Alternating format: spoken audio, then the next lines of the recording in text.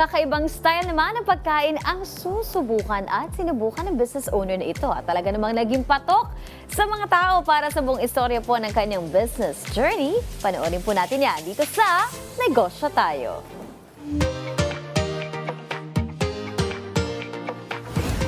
Good morning mga kanegosyo. We have here Miss Catherine. Bakit naisipan yung ilagay sa cone ang pizza? Para kakaiba po sa paningin ng tao at panglasa po. Para po sa ibang mga tao na ano nilang parang kakaiba na nga daw kasi pa minsan unang kita nila parang kala nila ice cream kasi naka-cone daw po. Tapos naamin sila kasi ngayon lang sila nakakita ng ganitong cone na pizza pala. Kasi 'di ba po pag naririnig natin yung cone, parang pang ice cream po talaga siya. Pero kapag na-try po nila, masarap po ito at overload po yung niya. May iba't ibang flavor din po siya.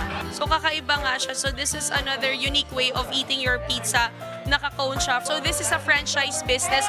Ano bang advantage na franchise ang business na to? Kasi po, kapag inabil nyo po siya, bali full package na po siya ganun.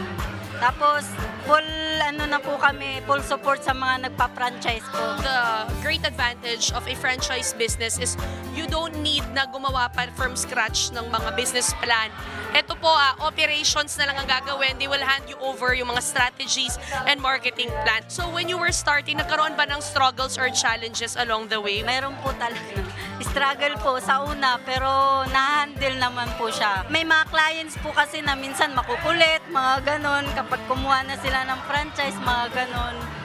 Update ng update. Kumbaga gusto ng ura-urada, ganon. What advice can you give dun sa mga kanegosyo natin pagdating sa pagnenegosyo? Sa pagninegosyo po, tiyaga, sipag, patient po. Sa negosyo, hindi puro kita. Dapat may puso at malasakit rin. Isa na namang business journey ang ating natunghayan, mga kanegosyo. Abangan nyo ulit sa susunod nating pagkikita ang iba pang business stories na ihahatid namin sa inyo. Kaya naman tara, negosyo tayo!